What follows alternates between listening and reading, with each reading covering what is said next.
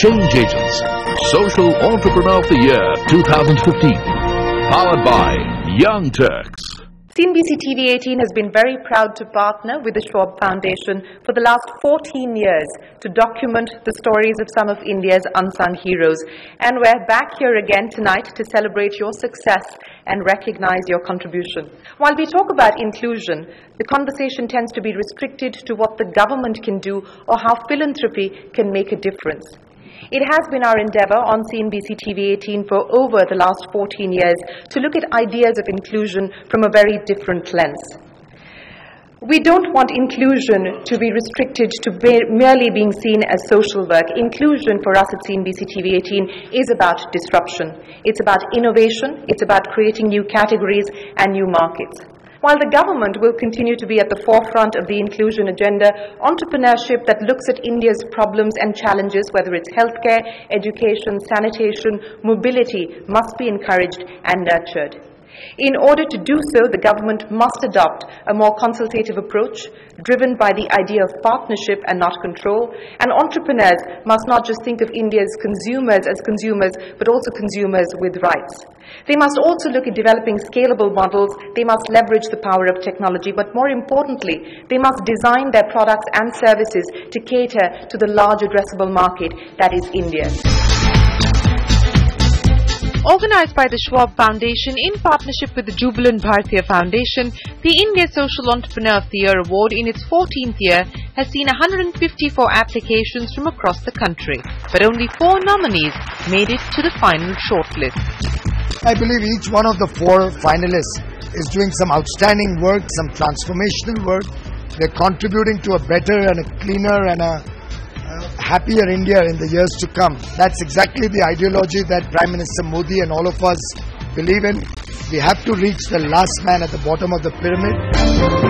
Let's go across to the jury to find out what they were looking for. We were basically looking at somebody who has the courage to break fresh ground and also to actually work in a manner that would create a space for that work to be done. The awards recognize the brightest change agent in the country and the opportunity to be part of the annual World Economic Forum in Davos. Indian Social Entrepreneur of 2015 is Poonam Kasturi. Poonam Kasturi of Delhi Dump walked away as the India Social Entrepreneur of the Year 2015. I think we're going to leverage the networks that we've got here and see how we can improve, how we can scale, and how we can continuously bring scrutiny to this idea of waste. What can we do to our Indian mindset to say, no, India cannot be dirty, and this is the way forward. On the show today, we bring you the stories of these 4 champions of change. Now, according to government estimates, homes generate 75% of all organic waste produced in urban India. Poonam Kasturi's daily dump targets to manage this waste right where it is generated, within families. Calling herself the Compost Valley, Poonam has worked since 2006 to fuse design thinking, traditional pottery, and the science of composting to develop products and services that enable urban Indians to compost their waste at home and be a part of the solution to India's monumental trash nightmare. Here's the daily dump story. Poonam Kasturi calls herself Compost Valley, and proudly so. This National Institute of Design graduate began her journey in the social enterprise space with Industry Crafts Foundation. She then co-founded Srishti School of Art and Design and worked there for 12 years. In that time, she observed the decay that rapid urbanization and the spike in population density were bringing to the Garden City. Poonam decided to bring design thinking to waste management at a household level, and so was born Daily Dump in 2008. Her focus right from the beginning has been to create a product that's simple, unthreatening, and not perceived as dirty. Working with a community of potters near Bangalore, Poonam and her team have designed 50 variants of these terracotta products that can be used by families and now even housing complexes. I feel we have got a product that really is world class. And it's very suited to India, it's made in India, designed in India, for India.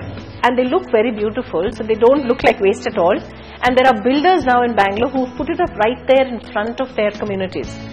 And everybody knows, the children know, the children interact. When we do training, we call all of them, we get them to put in the waste.